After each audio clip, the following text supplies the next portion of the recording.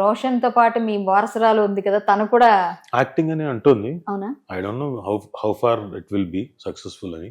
తను ఏం చదువుతుందండి? తను 12th అయిపోయింది, ఇప్పుడు 12th అయిపోయింది, యుఎస్ వెళ్తుంది, డిగ్రీ జాయిన్ అయింది.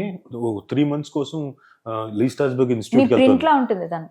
Ditto ditto. మీ రోషన్, మీ పాప చిన్నప్పుడు స్టార్ మహిళా టైంలో నేను వెళ్తే మీ రోషన్ చాలా అగ్రెసివ్ ఉంటాడు చిన్నప్పుడు, అగ్రెసివ్ బాగా. మరి నాకు అనిపించింది, సో మీ చెల్లిని ఎత్తుకెళ్ళిపోతాను, నేను తీసుకెళ్ళిపోతున్నాం మేమందరం అని చెప్పి మేమందరం ఏడిపించాం. మీ చెల్లిని ఎత్తుకొని వెళ్ళిపోతాం, మా దగ్గర పెట్టుకుంటాం, మేము షూటింగ్ అయినాక ఇస్తే ఇస్తాం, లేకపోతే తీసుకెళ్ళిపోతాం అని నేను, కొంతమంది కో ఆర్టిస్టులు అందరం. నన్ను కొట్టడానికి వచ్చాడండి మీ అబ్బాయి, ఇప్పటికి మర్చిపోను నేను. మీ సొమ్మగారికి ఎప్పుడు కనిపించిన రోషన్ మనకు కనిపిస్తే ఇంట్లో, బబుల్ గమ్ హీరో గారు నన్ను చిన్నప్పుడు కొట్టడానికి వచ్చావు నాయన నువ్వు.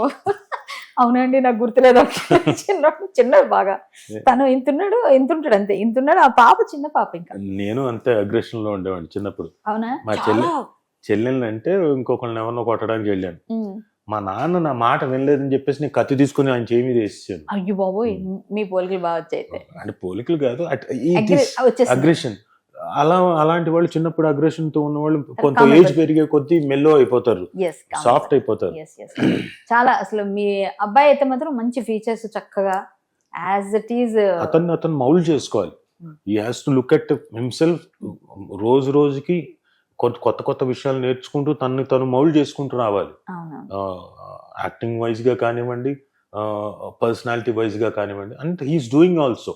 అంటే జిమ్ కానివ్వండి, డాన్సులు కానివ్వండి, he's giving his best, he's trying. ఇండస్ట్రీలో మీరు ప్రత్యేకంగా కొంతమందిని మనం, అంటే అన్ని విధాలుగా పిల్లలు ఎవరైనా వచ్చినప్పుడు కానీ, ఎవరైనా వస్తారు కొత్తగా మన దగ్గరకు వచ్చి, సార్ నాకు ఇది సజెషన్ కావాలి, మీ తాలూకా సలహా ఇవ్వండి, లేకపోతే నేను ఇబ్బందుల్లో ఉన్నాను, ఎలా వెళ్ళాలి అని కొంతమంది వస్తుంటారు.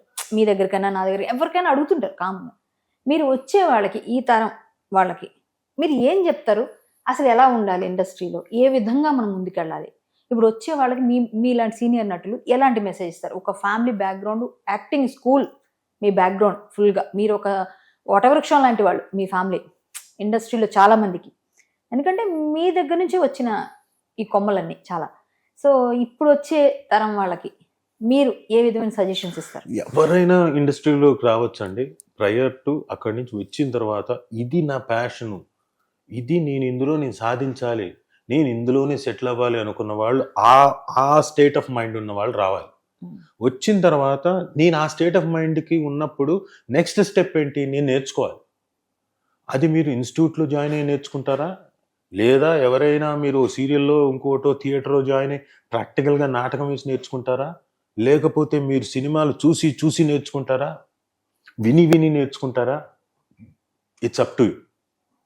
మనకి అచువిచ అంటాం, ఈ 4 విధాలుగా నేర్చుకోవచ్చు.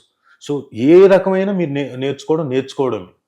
సో వచ్చి నేర్చుకోండి. ఇన్స్టిట్యూట్ ఉందనుకోండి, మీరు 10 సంవత్సరాల్లో మంచి ఆర్టిస్ట్ అయ్యే, అంటే ఒకవేళ డైరెక్ట్గా వెళ్ళి ఆపర్చునిటీ తీసుకొని చిన్న వేషాలతో వెళ్తే 10 సంవత్సరాలకు అయ్యే ఛాన్స్ ఉంటే, ఇన్స్టిట్యూట్ ద్వారా వెళ్ళారనుకోండి, మీరు సంవత్సరంలో ఆ ఛాన్స్, ఆ రేంజ్కి వెళ్తారు.